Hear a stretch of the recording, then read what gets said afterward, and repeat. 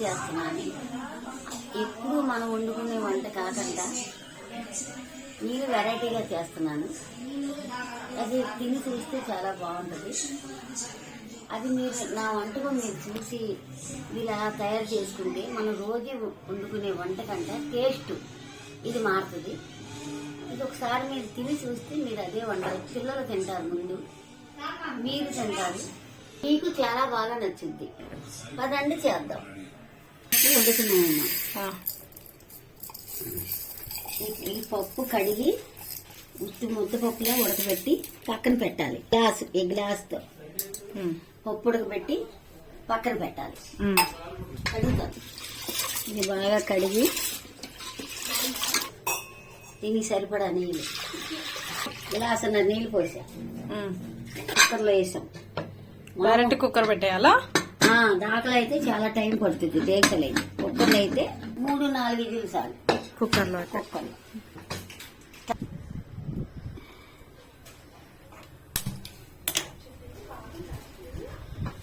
ఇది స్టవ్ మీద పెట్టాను. 3-4 విజిల్లు వచ్చాక పప్పు పక్కన పెట్టి పెద్ద మంట మీద, మీడియం మంట మీద పెట్టాలి.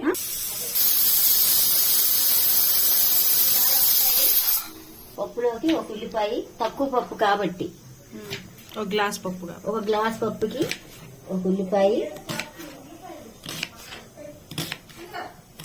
ఇలాగా సన్నగా పొడుగ్గా కోసుకోవాలి పప్పులోకి.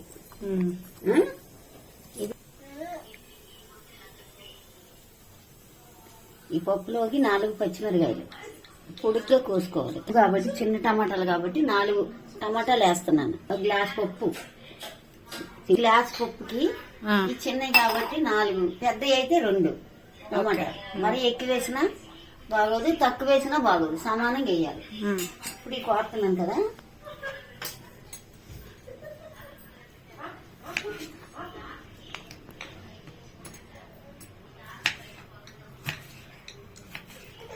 ఇవి కూడా పలసగా కోసుకోవాలి ముక్కలు, లావుగా కాకుండా సన్నగా.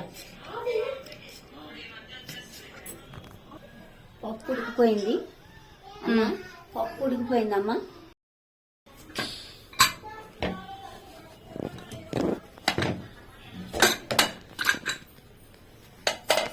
పప్పు మెత్తగా ఉడికిపోయిందమ్మా.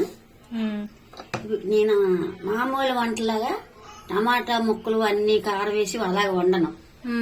ఇప్పుడు నేను ఇది వేరేగా వండి ఇందులో కలుపుతాను. అది ఎలా వండుతానో మీరు చూద్దరు. కానీ పప్పు రుబ్బాలమ్మా. పప్పు టమాటాకి తాలింపు వేస్తున్నా. నూనె ఇందులో 4 ఎల్లిపాయలు వేస్తాను. నూనెనా శుభ్రంగా క్లీన్ చేసి ఇవి కొంచెం పొట్టు తీయకపోయినా పర్లేదా? అవసరం ఇలా చెదగొట్టాలి. ఇలా చెదగొట్టి పక్కన పెట్టుకొని కడగాలైతే ఇక్కడ ఆడతానే.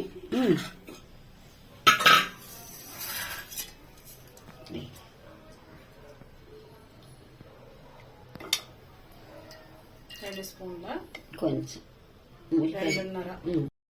ఇక ఎల్లుల్లిపాయలు వేస్తున్నానమ్మా ముందు. తర్వాత 3 ఎండుమిరపకాయలు వేస్తున్నాను. తర్వాత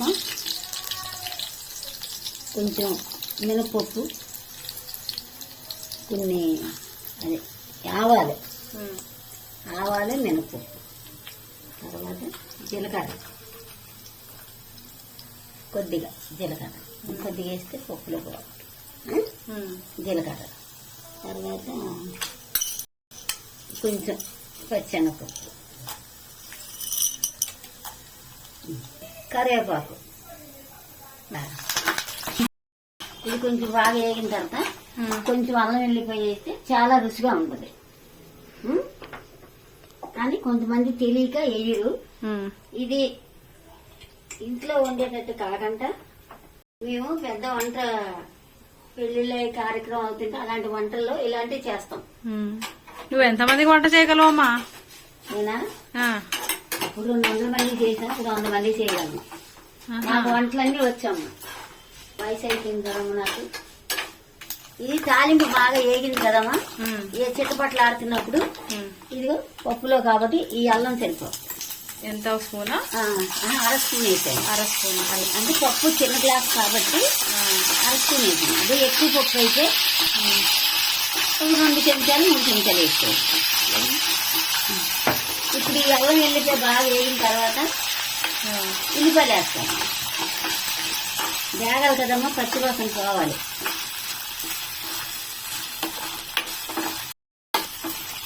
ఇప్పుడు ఈ కోసిన పొడుగ్గా పచ్చిమిరకాయలు పొడుగ్గా ఉల్లిపాయలు పొడుగ్గా కోసాం కదా, ఇప్పుడు ఇందులో వేస్తున్నాను.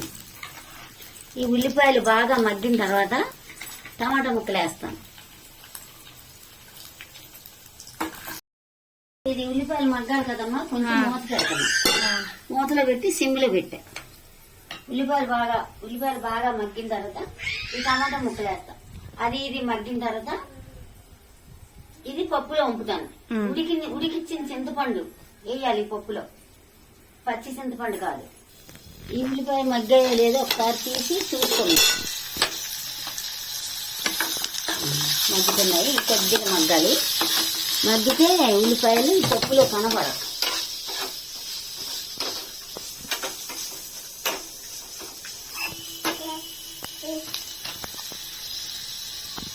ఇలాగా పప్పు రుబ్బుకుందాం. కొద్దిగా ఉప్పు వేసి అందులో టమాటాల్లో వేయాలి కదమ్మా ఉప్పు, అందుకని ఇందులో కొద్దిగా వేసా. 1 స్పూనా? కొంచెం అర స్పూన్. అది.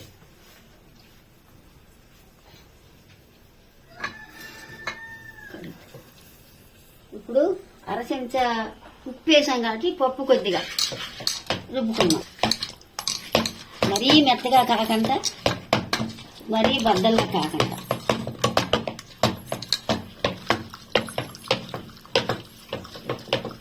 ఇలా ఉంటే చక్క ముక్క బాగుంటుంది పప్పు.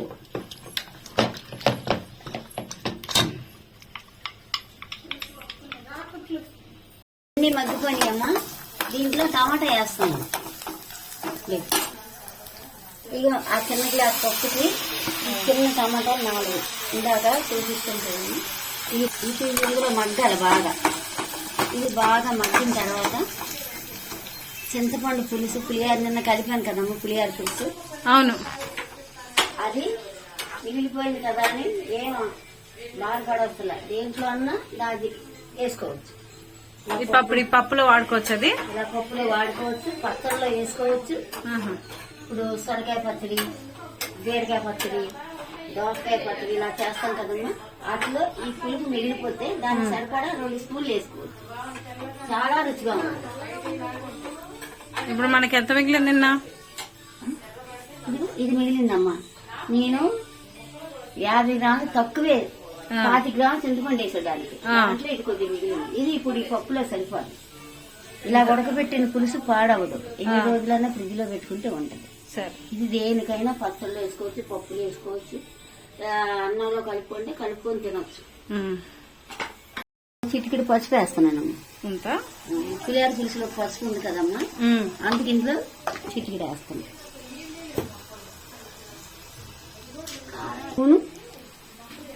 ఎక్కడ ఇది పప్పు సరిపడా వేస్తున్నాను. కారం ఇంకొద్దిగా వేస్తున్నావా? కొంచెం వేస్తున్నానమ్మా. సరిపోద్దమ్మా. మగ్గాలి, చాలా బాగా మగ్గాలి. ఉడికిన పసుపు కారం వేసిందంతా బాగా కలిపి మూత పెడుతున్నాను. అయిపోయిందమ్మా. ఈ పప్పులో వేసేస్తాను. బాగా మగ్గిపోయింది. పచ్చివాసన కూడా రాదు, మీకు కమ్మటి వాసన వస్తుంది.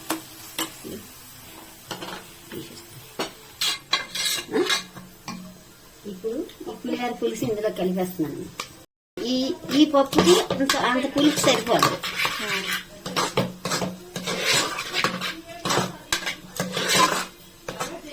ఉప్పు వేసాను కాబట్టి అసలు ఉప్పు వేయలేదు కాబట్టి పులిహార పులుసులో ఉప్పు ఉంది కాబట్టి ఇందులో కొంచెం వేస్తున్నాను. సరే, పావు చెంచా. ఆల్రెడీ పప్పులో రుబ్బినప్పుడు కూడా వేసావు కదా. వేసాను మసిగుడ్డు ఇది 8 అయిపోయింది. ఇప్పుడు ఈ అన్ని మగ్గింది. ఈ టమాటా మొత్తపప్పు ఉడకబెట్టాను కదా, అందులో పులిహార పులుసు ఉంటే మిగిలిపోతే కలిపేసాను. పులిహార పులుసు లేకపోయినా పులుపు గుజ్జు ఇందులో కలుపుకోవాలి మనం ఉడకబెట్టలేదు అనుకోండి ఇందులో వేసి ఉడకబెట్టేయచ్చు. ఉడకబెట్టిన పులుపు లేకపోయినా మెత్తగా గుజ్జు పిసికి ఈ టమాటాలు మగ్గిన తర్వాత ఇందులో వేసి ఒక ఉడుకు ఉడకనిచ్చి ఇందులో కలుపుకోవాలి. ఇప్పుడు చూడమ్మ కలుపుతున్నా.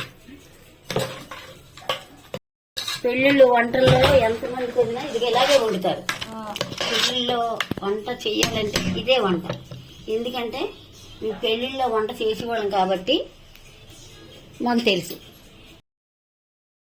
ఏది నేను చూస్తా. చూడు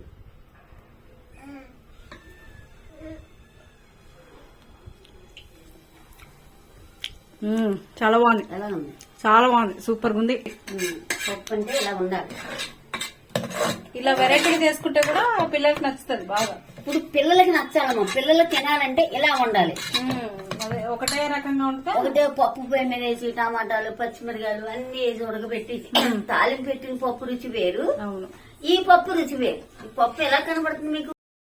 గట్టిగా ఉంది కాబట్టి కొద్దిగా మనకి అలా తింటే మీరు తినొచ్చు. లేదు కొద్దిగా పలచగా చేసుకున్నా అంటే కొద్దిగా నీళ్ళు ఎత్తబెట్టి దాంట్లో పోసుకోవచ్చు. చిన్నప్పటి నుంచి పలసగే కదా పప్పు చేసేదాన్ని. ఒక రోజు ఆ పప్పు మిగిలిపోతే నెక్స్ట్ డే పప్పు చారు చేస్తుంది మా నానమ్మ. ఇలా చూడండి. నాకు పిల్లలు ఎక్కువ మా అమ్మ వాళ్ళు నా పిల్లలు, అందుకని నేను ఎక్కువ పలసగా అన్ని వేసి రుచిగా చేసేదాన్ని. చాలా బాగుండేది. అంత పలసగా ఉండే కాదు కదమ్మా, డబ్బు తక్కువ. అవును, ఇలా చేసి పిల్లలు పెట్టేవాడు. అది బాగుందనుకోండి. కానీ మిగిలిపోయిన పప్పుతో పప్పు చారు కూడా అసలు భలే టేస్ట్ ఉండేది. ఇవాళ చేసిన పప్పు మిగిలిపోతే రేపు పొద్దున పప్పు చారు పెట్టేదాన్ని, సాంబార్ పెట్టేదాన్ని. అవును, సూపర్ తినేవారు అందరమ్మా. అవును, నాకు 6 పిల్లలు. పెద్ద కొడుకు కూతురమ్మా ఈ అమ్మాయి. అది మీరు బాగా చూడండి, చూసి ఒకసారి ట్రై చేసి తినండి. బాగుందంటే వండుకోండి. మీరు ఇలా గట్టిగా తినొచ్చు, కొద్దిగా పలుసుగా తినొచ్చు. అది మనమ్మా. మీదే ఊరు? మాది కృష్ణా జిల్లా, విజయవాడ. ఎవరికి ఓటేసావు మొన్న ఎలక్షన్స్ లో? నేను చంద్రబాబు నాయుడు చేశాను. నాకు చాలా పెద్ద కుటుంబం అమ్మా. ఏదైనా ఒక బంతిలాగా జరిగేది. మీ ఇంట్లో మా తోడుకోడళ్ళు మేము 5 వంటలు చేసుకుని వచ్చిన జనానికి 100-200 జనమైనా పెట్టుకునేవాళ్ళం అమ్మా. బయటికి ఆర్డర్లు ఇచ్చేవాళ్ళం కాదు. పొలాల పొయ్యి మీదే ఉండి ఏదైనా నా ఇంట్లోనే జరిగేదమ్మా. నేనే ఇంటికి పెద్ద కోడల్ని.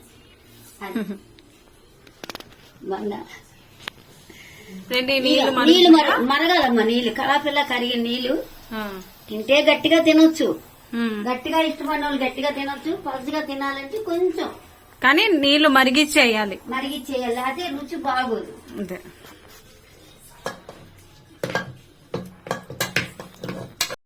రేపు నుంచి ఇంకోటి వెరైటీ.